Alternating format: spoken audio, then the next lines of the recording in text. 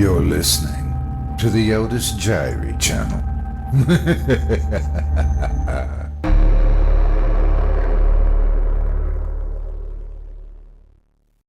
Clean by T.E. GRAU, performed by Otis Jiry. Billy typed the name of the town into the search browser, careful of the spelling, and pressed Enter. Red pinpoints popped up on the electronic map, clotting together like a wound.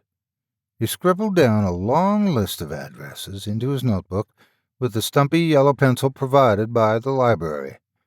A group of bored middle school kids clumped by behind him, eyes glued to their phones or blurting loudly under the scowl of their teacher, who had given up trying to draw attention to the burnished walnut ceilings and Victorian stained glass arcing above them. After filling up several pages, front and back, Billy clicked off the computer, returned the pencil to the coffee can, painted to look like tree bark, and carefully folded the sheet of paper. "Hey, kid." Billy turned. A library worker with black porcelain plugs weighing down each earlobe was staring at him from behind a cart of books. "You're going to miss your bus." Billy grinned, slinging on his backpack. "I doubt it." It was a beautiful autumn day, with the last of the falling leaves collecting under shrubbery and in graded gutters piled in yards awaiting the bag. He had 3 neighborhoods in mind and focused on a few specific locations in each one. The warmth would mean everyone would be outside, which made Billy's job easier. He got lost twice, but arrived at Maywood Elementary School just in time, as children flooded from the double-guarded exit and ran to open arms and open car doors. He curled his fingers through the chain-link fence hemming the playground and watched a group of children chase each other on the spongy blacktop.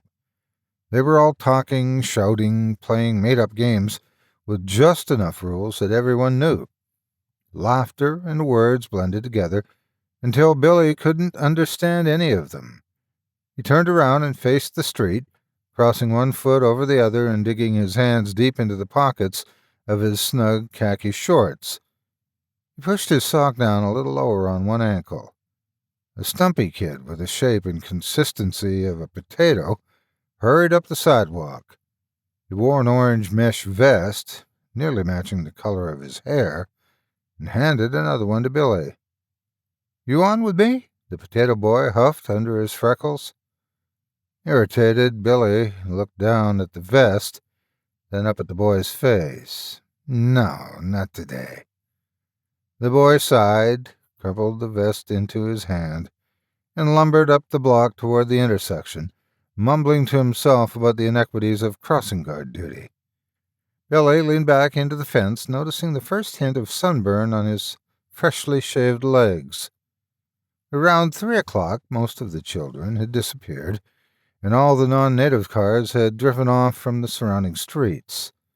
One silver sedan remained, a silhouette perched behind the wheel, watching Billy. The boy pretended not to notice until the engine started and the car drove slowly up to the sidewalk, crunching on dead twigs next to the curb. A window lowered. "Hello there," the man said with a smile. He was well dressed. The smell of air freshener radiated out from inside the car, reaching Billy, the expensive kind that you can't buy at gas stations.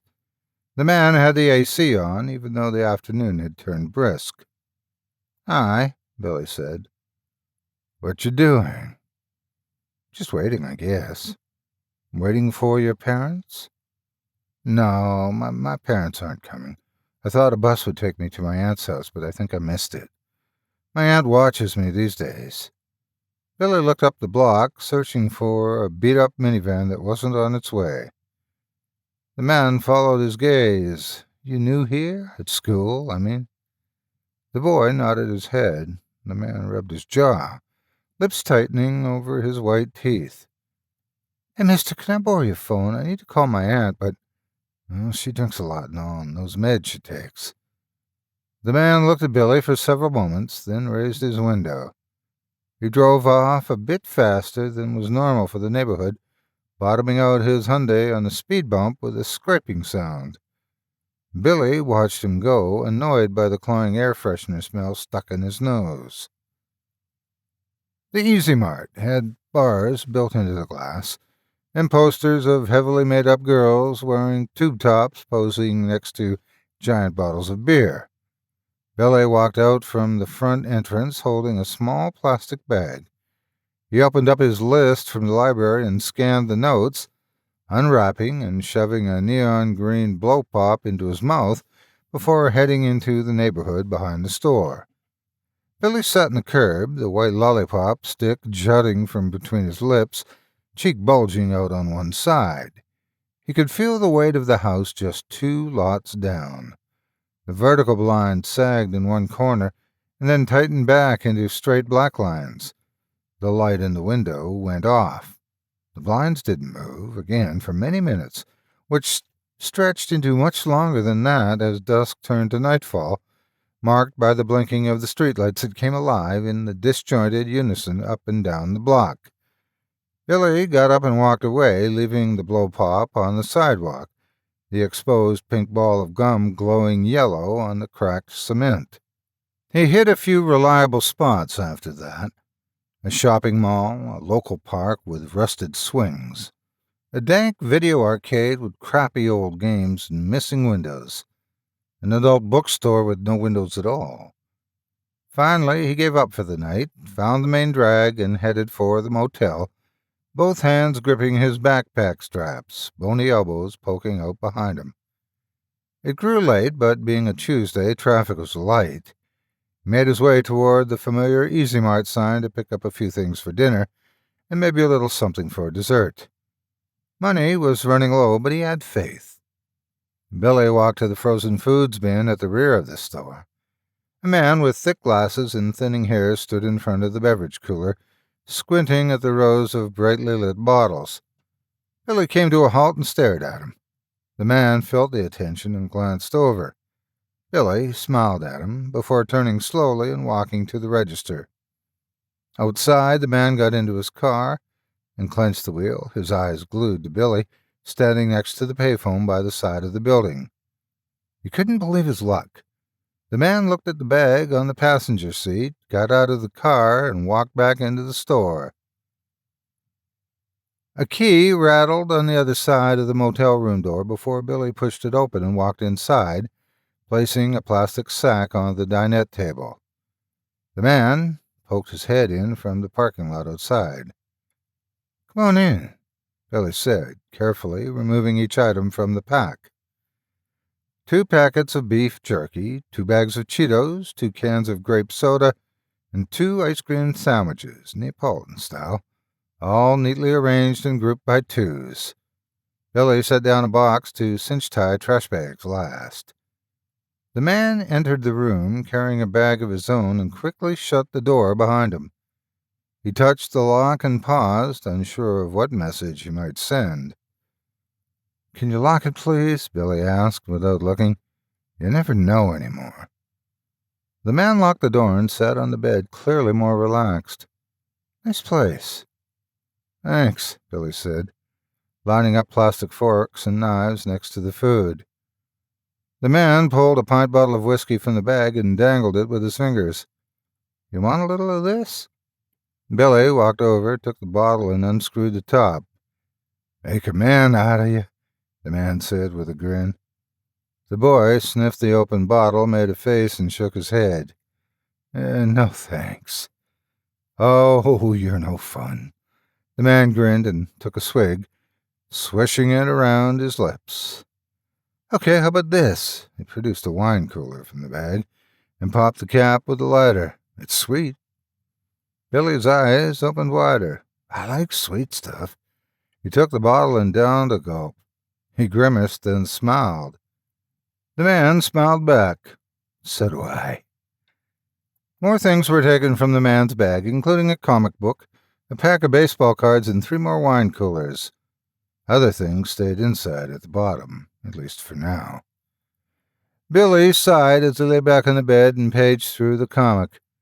It was the Green Lantern, which he never liked much, but he didn't want to appear rude. The man sat in a stiff chair in the corner, placed his hands on his knees, and looked around the room out the window. He took another drink from the bottle. The Green Lantern's ring blazed and threatened cosmic magic on the page. He glanced up at the man who had taken off his coat and was checking his hair in the mirror, bobbing his head while humming power chords. "Do you like boys or girls?" Billy asked. "Well," the man began, combing through the question, looking for snags. "I guess you might say I like boys and girls." Billy nodded, thinking about this. "What do you like?" the man asked. "Girls, I guess." "You guess?"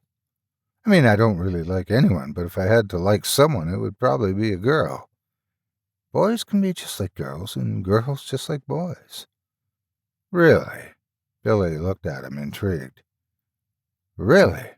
A thumping sound from behind the closed bathroom door across the room startled the man, who shot to his feet. "Who's that?" The man clutched the bottle to his chest like those frightened damsels in old black-and-white movies. "That's my sister," Billy said. "He never said anything about a sister."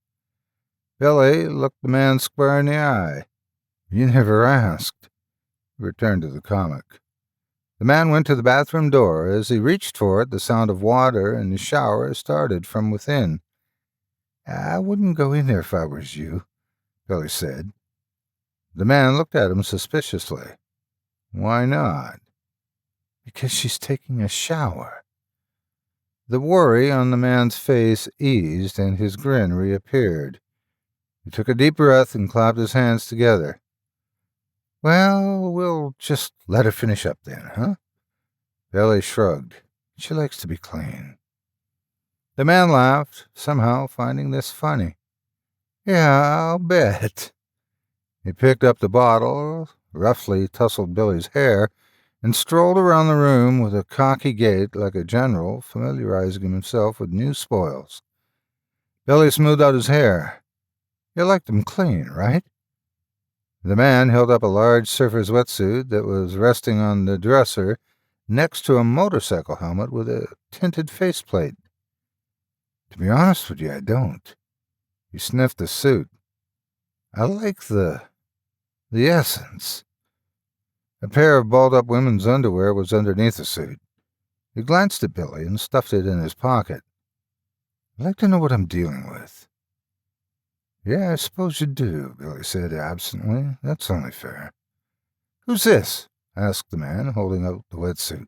"Your dad's?" Billy laughed. "Yeah, right. My dad wouldn't wear that for $1,000,000. That's my sister's." The man held the suit up to his body, the slack of the lower leggings curling up around the brown shag carpet. He cut his eyes to the bathroom door, a slight frown on his face. "She's tall," he murmured, "and still growing. How old is she?" 11, or thereabouts." The man moved across the room, checking drawers as he took larger and larger gulps from his bottle, before returning to the chair in the corner. His knees bounced. "When did you say your parents were coming back?" "A week or so. They have some errands to run." "And they trust you two here, alone?" "Oh, yeah, we can take care of ourselves. They know that. We're not babies." The man grinned again and began untying his work boots. Mind if I take these off?" Billy shrugged, took a swig from the wine cooler, and positioned his comic book in front of him, staring at the same page he had for minutes. The man pulled off his boots and removed his socks, putting both near the door. Flexed his toes, digging yellowed nails into the shag. "Cozy in here, huh?" "I guess," Billy said. The water in the shower stopped, making the room quieter than a moment before. More still. "I like getting cozy. You want to get cozy with me?" the man asked, walking towards Billy's bed. His eyes were hazing with tiny veins, the bottle almost gone. "My sister goes first." The man stopped. "Is that right? You've done this before?" Billy nodded. The man couldn't help but laugh. Couple of pros, ain't you? Like I said, we can take care of ourselves. She's waiting for you in the shower. She likes to be clean. Her first, then you. Billy nodded again, holding up 3 fingers in salute. Scout's honor. The empty bottle landed sideways on the dresser, and the man opened the bathroom door. Steam boiled out and collected along the ceiling, temporarily hiding the water stains in the dripping tiles. "Hello there," the man said into the mist as he stepped gingerly inside the bathroom. "Can you close the door, please?" Billy called out. The man craned his head around the corner, his glasses fogged, sweat or condensation or both collecting on his face. "My sister likes her privacy." The door slowly closed, and the shower curtain swished open. There was the sound of impact against the wall, a long, choked scream, and then silence. Over the next several minutes, soft grinding and clicking sounds came from inside the bathroom, rising just above the humming of the air conditioner, before the shower started again. Billy got up, removed the trash bag from the box, and tossed in the comic book, then the man's shoes, socks, an empty bottle. He set the trash bag next to the bathroom door, sat down on the bed, and ate the food, 2 at a time, starting with the ice cream sandwiches, which were beginning to melt. Billy emerged from the hotel room carrying a full trash bag with a Gideon's Bible under one arm, holding his sister's hand with the other. She towered a good 3 feet above him, and was wearing the wetsuit and the motorcycle helmet. Her body was lumpy, thin in parts that should be thick, and thick in parts that should be thin. She moved with an odd, jerky gait like a puppet learning to walk. He led her to the man's truck, tossing the tied trash bag in back, before helping her into the cab. Going to the driver's side, he opened the door, placed the Bible onto the seat, and sat on top of it, using it as a booster to see more fully over the dash, making him look less like a child behind the wheel of a half-ton pickup with several $1,000 worth of tools in the back. Billy knew where to take those, as he'd been all over town. That and the wallet would keep them going, and keep them going was what it was all about. After a night of haggling with hard-eyed men in a vacant lot next to a trailer park, Billy drove the truck to the train station and parked it in the farthest stall, right under a stunted acacia tree that offered shade and a blanket of bird droppings in the coming days. He used the wet naps he requested with breakfast to wipe down the steering wheel and interior as his sister uncurled from the now empty bed of the truck. When he was finished, Billy took her by the gloved hand and led her across the parking lot and toward the non-pedestrian side of the tracks. They wouldn't be buying a ticket.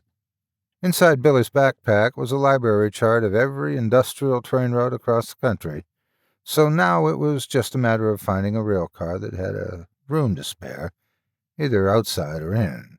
It didn't matter. Billy was used to the elements, and his sister had the wetsuit to protect her. And she was strong.